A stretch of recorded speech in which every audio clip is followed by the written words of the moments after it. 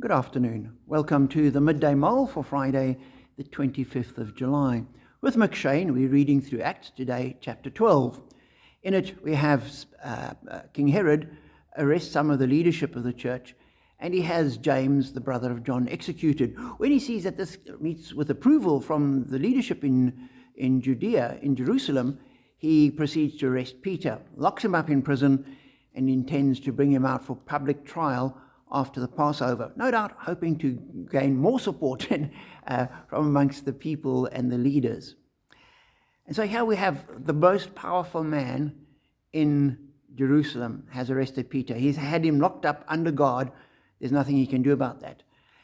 And here is this person who has the power to just have him executed. He had James executed, and that got him approval. He had written Jesus off a year or two earlier, and that won him approval. He could do what he liked because he had the power as the king of Judea. And so you have in verse 5, so Peter was kept in prison, but the church was earnestly praying to God for him. And that changes everything. But the church was earnestly praying.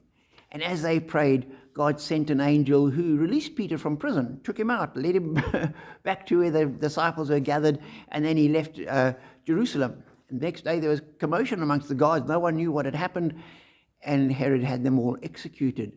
But just that notion that, but the church was praying earnestly, and that changes everything. And so often we think we haven't power, we haven't agency. What can I do in the face of the corruption that plagues our country? What can I do in face of the tariffs that Trump's imposing on us?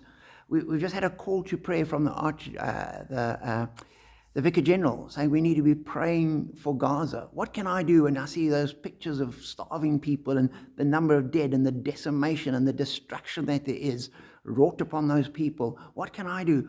We can pray. We need to remember that we can pray because prayer does make a difference. There was the most powerful man in Judea, King Herod, having Peter locked up, and Peter was kept in prison, but the church was earnestly praying. So that is really a great encouragement that we should pray.